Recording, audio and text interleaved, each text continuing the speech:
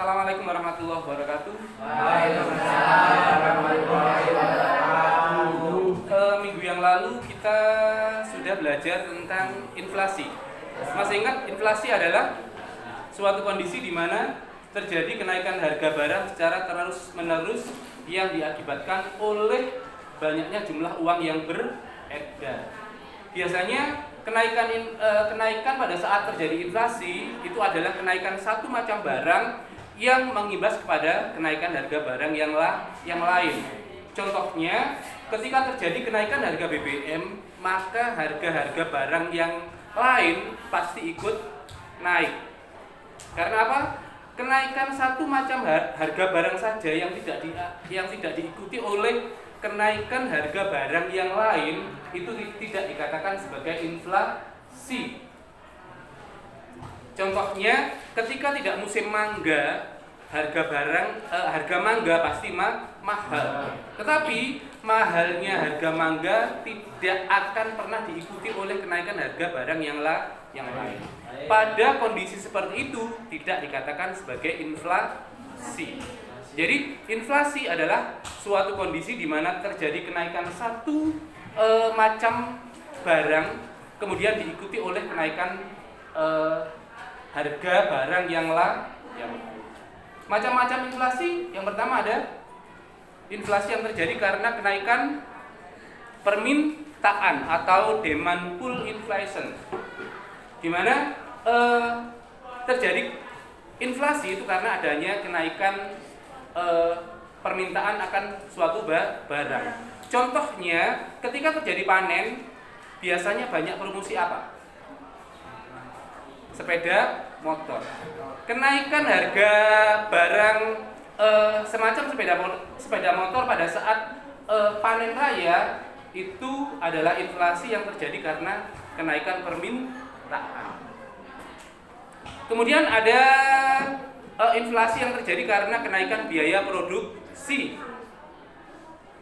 Misalnya ketika terjadi kenaikan harga cabai, maka harga nasi goreng akan naik. Karena cabai merupakan salah satu biaya produksi untuk membuat nasi goreng. Termasuk kenaikan harga bawang merah. Ketika terjadi kenaikan harga bawang merah, biasanya yang terjadi adalah kenaikan harga barang-barang semacam barang-barang yang bersifat kuliner atau makan. Kemudian apa polisi yang dilakukan oleh pemerintah untuk mengatasi inflasi? Polisi itu adalah kebijakan yang dilakukan pemerintah untuk kestabilan perekonomian dalam suatu negara. Ada dua kebijakan pemerintah yang digunakan untuk mengatasi inflasi. Yang pertama adalah kebijakan moneter dan yang kedua adalah kebijakan fiskal. Kebijakan moneter itu adalah kebijakan yang berhubungan dengan keuangan negara. Dalam hal ini yang pertama adalah kebijakan politik pasar terbuka.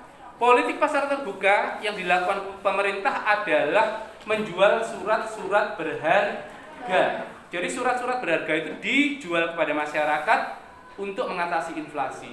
Kok seperti itu, Pak? Ketika pemerintah menjual surat berharga, menjual kepada masyarakat, kemudian masyarakat membayar uang kepada pemerintah. Uang itu akan masuk ke pemerintah. Sehingga apa? Kalau uang masuk ke pemerintah, jumlah uang yang beredar di masyarakat itu jadi berkurang. Diharapkan ketika uang yang beredar di masyarakat itu berkurang, itu akan mengurangi tingkat inflasi pada suatu negara. Kemudian ada politik diskonto. Politik diskonto adalah politik yang dijalankan oleh pemerintah untuk menaikkan atau menurunkan tingkat suku bunga. Biasanya pada saat terjadi inflasi, itu pemerintah akan menaikkan tingkat suku bunga.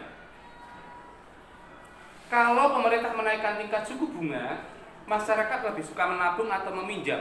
Kalau suku bunga naik, lebih suka menabung.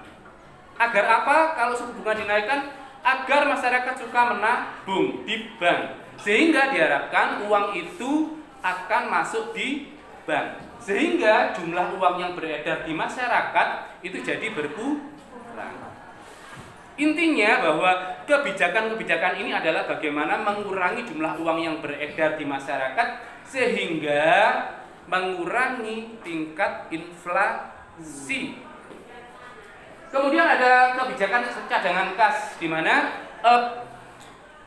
bank, dalam hal ini adalah Bank Indonesia atau Bank Umum. Bank Indonesia menyarankan atau menghimbau kepada bank umum untuk menyediakan cadangan kas yang cadangan kas itu disimpan di bank, tidak boleh dipinjamkan kepada masyarakat. Sehingga ada cadangan yang ditetapkan oleh Bank Indonesia kepada bank umum agar cadangan uang tersebut tidak boleh dipinjamkan kepada masyarakat. Tujuannya apa? Kembali seperti tadi, mengurangi jumlah uang yang beredar agar uang itu ada di bank, tidak beredar di masyarakat, agar jumlah uang yang beredar tidak terlalu banyak. Jadi intinya bahwa kebijakan ini adalah mengurangi jumlah uang yang beredar.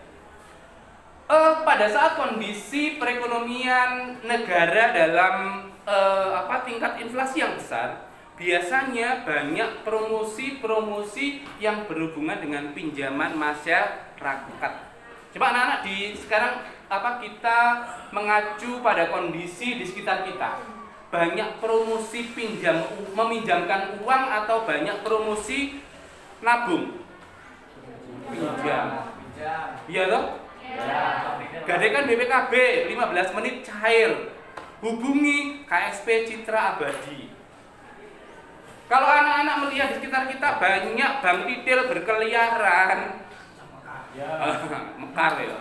Itu berarti kondisi perekonomian tidak stabil. Karena apa? Ternyata di masyarakat terjadi suatu kondisi di mana lebih banyak orang meminjam daripada orang menabung. Kalau banyak orang meminjam berarti kondisi perekonomian tidak stabil. Kemudian ada kebijakan fiskal. Kebijakan fiskal itu adalah kebijakan yang dilakukan oleh pemerintah dalam bidang penerimaan dan pengeluaran negara. Penerimaan terbesar di masyarakat itu adalah dalam bidang perpajakan. Penerimaan terbesar kita itu adalah berasal dari pajak. Apa pengertian pajak? Pajak adalah iuran rakyat yang disetor ke kas negara yang diatur berdasarkan undang-undang, sifatnya bisa dipaksakan dan tidak menerima interpretasi atau imbalan secara langsung.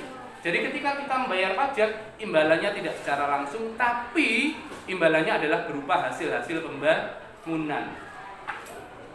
Kemudian ada penerimaan dalam selain pajak, yaitu yang namanya retribusi. Pernah dengar kata-kata retribusi? Pernah?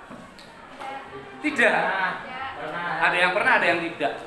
Ada yang tahu apa itu retribusi? Retribusi itu sama dengan pajak tapi imbalannya secara langsung. Contohnya retribusi parkir. Ketika kita membayar retribusi parkir, sepeda kita aman.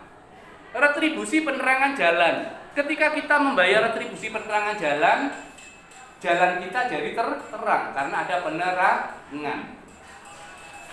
Kemudian ada retribusi kebersihan. Ketika kita membayar retribusi kebersihan, biasanya retribusi kebersihan itu dilakukan oleh masyarakat yang berada di perkotaan. Wong desa di pedesaan, sosiologi di pedesaan ada retribusi kebersihan disuruh bayar, mending ora. Mending diresiki dhewe. Tapi kalau di perumahan-perumahan di perkotaan itu banyak penerimaan dalam bidang retribusi yang berhubungan dengan kebersihan, utamanya di perumahan.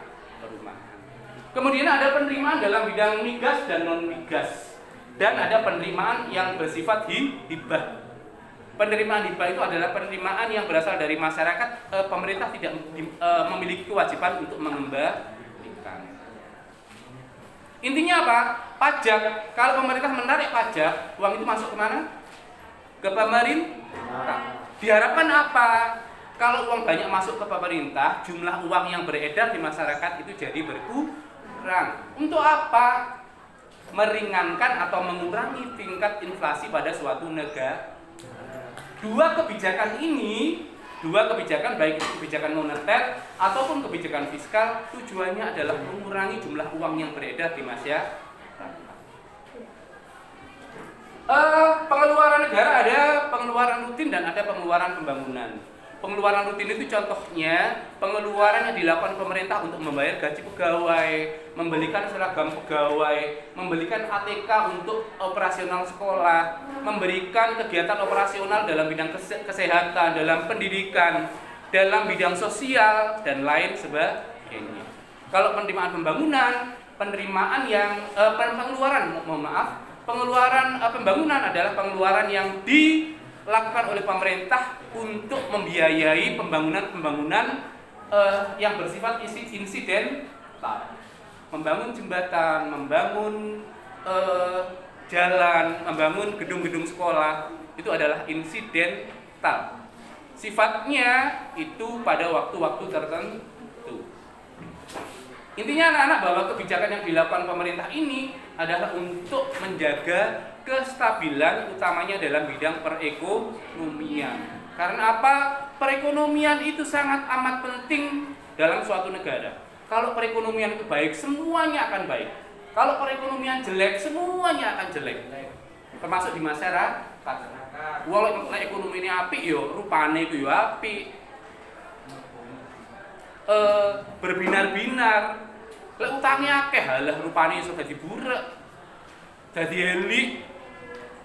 Ranggadeg, termasuk ketika perekonomian suatu negara tidak stabil. Jadi ini adalah kebijakan yang dilakukan pemerintah untuk mengatasi inflasi. Sehingga jangan berharap anak-anak kan pernah ya suatu ketika kok gak udah duit toh ya, pernah ngelamun ngono ya. Pas sampe stres. Nah, padahal kalau terjadi hujan uang beneran, uang jadi tidak laku. Yuk aku tuku berambang, ora kudu aku duwe duit deh. Yuk tuku uyah, ora kudu aku duwe duit deh. Atau yang bersifat lebih sedikit ilmiah. Pak, kenapa Pak pemerintah kok tidak mencetak uang sebanyak-banyaknya untuk nyaur utang? Semakin pemerintah mencetak uang sebanyak-banyaknya, uang jadi semakin tidak laku. Uang semakin jadi tidak ada nilainya. Seperti yang terjadi sekarang. Uang lek ngarani duit 1 juta. Ya toh? Secara nominal bener 1 juta. Tapi secara real cuma 1.000. Makanya saya pernah pergi ke Malaysia, diketawain sama orang Malaysia. Karena apa? Saya punya uang 4 juta, hampir 5 juta, 4 juta 900 sekian. Ketika saya tukar dengan uang ringgit, itu hanya sekitar berapa ya? Berapa ribu ringgit gitu, sekitar 4.900-an ringgit. Karena apa? 1 ringgitnya itu adalah 3.750. Jadi kalau di Malaysia makan ya hanya 15 ringgit. Itu paling mahal. Jadi kalau kita membawa uang 5.000 ringgit itu sudah memiliki uang banyak kalau di sana. Jadi itu anak-anak kebijakan pemerintah yang dilakukan untuk mengurangi jumlah uang yang beredar atau untuk meringankan terjadinya inflasi yang ada di suatu negara. Sehingga apa? Tujuan utamanya adalah mengurangi jumlah uang yang beredar yang berimbas pada perbaikan dalam sektor perekonomian. Dengan demikian, selesai sudah materi di semester yang pertama. Selamat belajar, selamat mengikuti penilaian akhir semester. Jangan bosan-bosan untuk menuntut ilmu, karena ketika kalian menuntut ilmu, kalian akan ditinggikan beberapa derajat. Niati belajar sebagai sarana ibadah, sehingga kita tidak pernah bosan untuk menuntut ilmu. Kurang lebihnya mohon maaf. Assalamualaikum warahmatullahi wabarakatuh.